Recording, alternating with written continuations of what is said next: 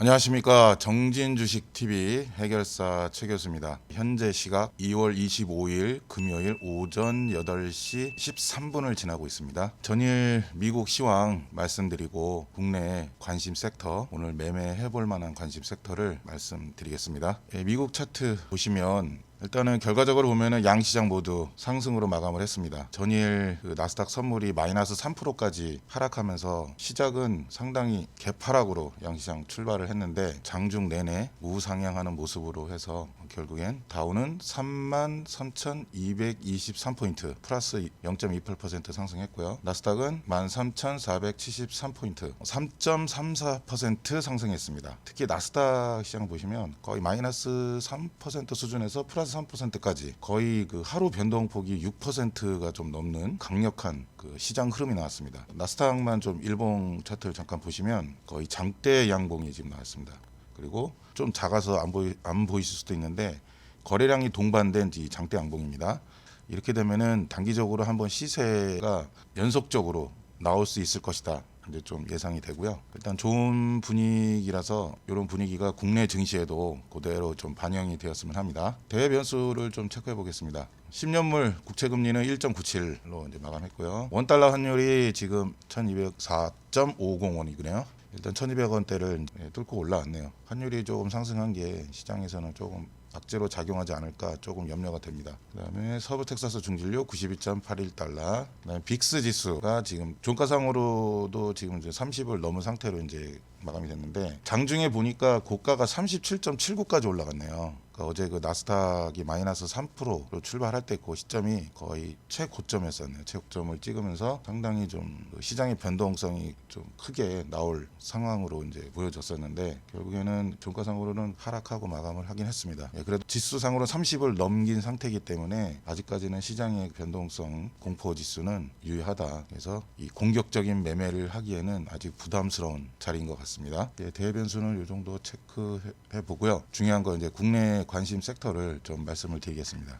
그 수요일부터 조선주가 상당히 잘 움직였는데 일단은 계속적으로 이 조선주 조금 관심 있게 보실 필요가 있을 것 같아서 어제와 좀 비슷하게 조선주하고 조선기자재주 관심 있게 보셨으면 하고요. 조선주에서는 대우조선해양, 그다음에 삼성중공업, 그리고 조선기자재 중에서는 한국카본.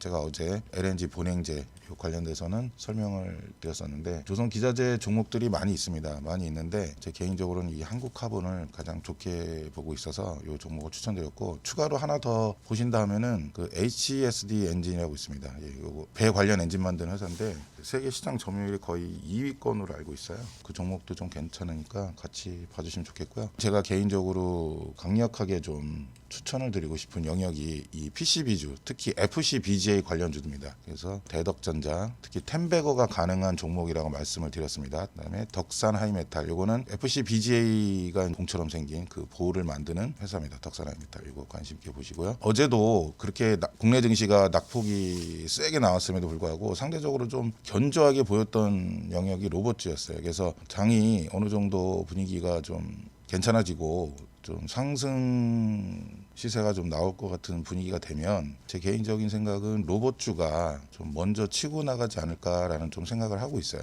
그래서 로봇주를 좀 계속 관심 있게 좀 봐주시면 좋겠고요. 그 중에서 저는 이제 에브리봇, 로보티즈, SP 시스템스라고 있습니다.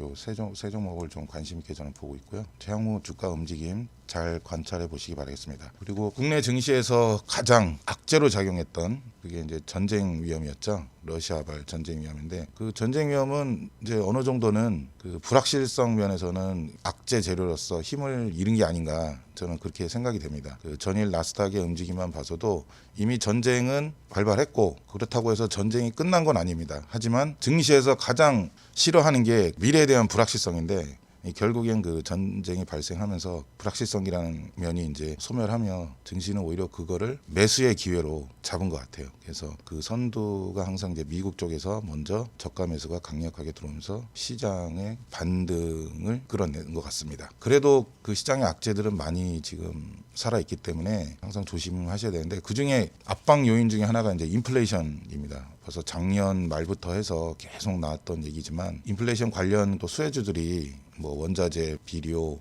음식료, 많이 있습니다. 근데 최근에 주가 흐름을 보았을 때는 알루미늄이나 구리 관련주가 좀 움직임이 괜찮은 것 같아요. 그래서 이쪽으로도 좀 관심을 가져보시기 바라고요. 오늘은 전일 미국 증시의 훈풍이 그대로 우리나라 증시에 반영이 돼서 어제 낙폭으로 날려버렸던 하락분을 그 이상으로 좀 만회하며 강력하게 좀 반등이 나오기를 기원합니다. 항상 개인 투자자분들의 성공 투자를 기원합니다. 오늘 녹화는 여기서 마치겠습니다. 감사합니다.